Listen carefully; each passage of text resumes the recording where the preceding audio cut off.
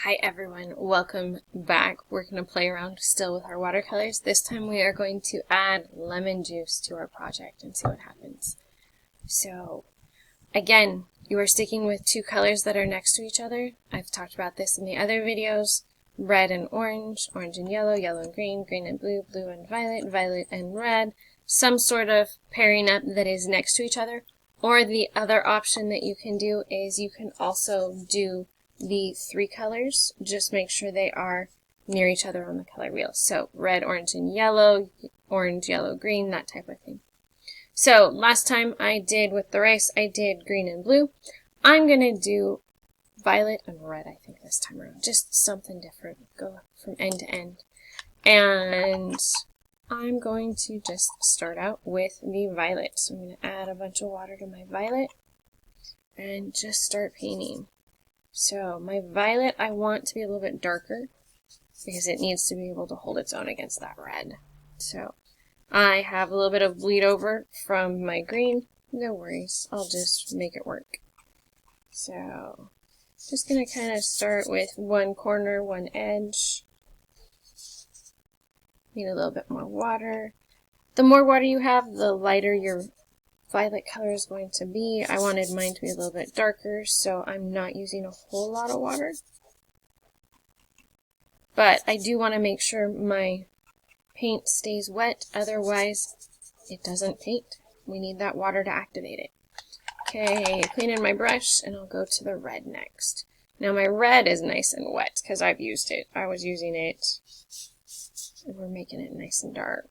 You'll notice as your water sits in your watercolors, it softens up all the watercolor, and then you get some nice dark bright colors like this red.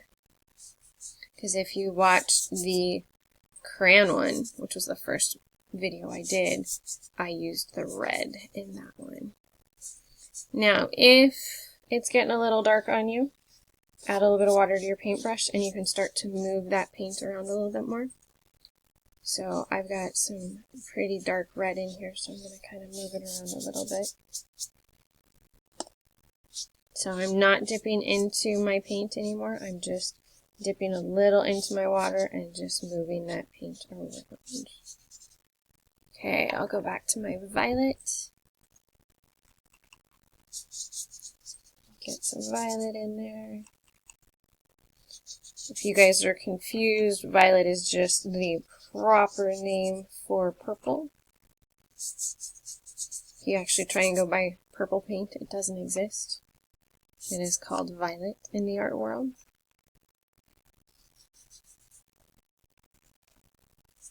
So just painting it on, having some fun.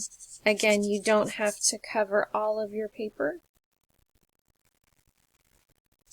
We're going to use and cut out from this paper, but we had to make it first. So that's the fun part, is what we're doing this week, is we're making our paper. Okay, and I'm going to do red in my last corner here. You can see I've got kind of a couple purple spots down here. No worries.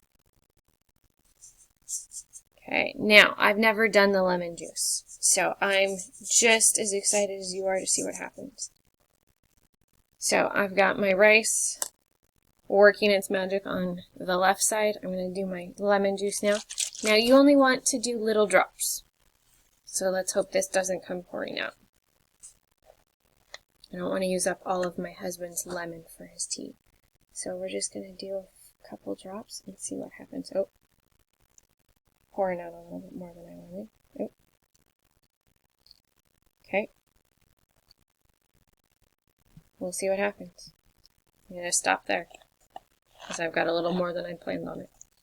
Okay, so we'll see what happens, because like I said, this is new to me. I'm going to sop up some of the edge here then with my Kleenex I was cleaning my yellow out with. Okay, so time will tell what happens. I'm going to go stick this in a safe place and let it dry. Oh, I'm getting some cool stuff going on right here. I can already start to see it. Okay. So I will see you in the next video, where we are working with parchment paper or wax paper, whichever one you have on hand. See you in that video.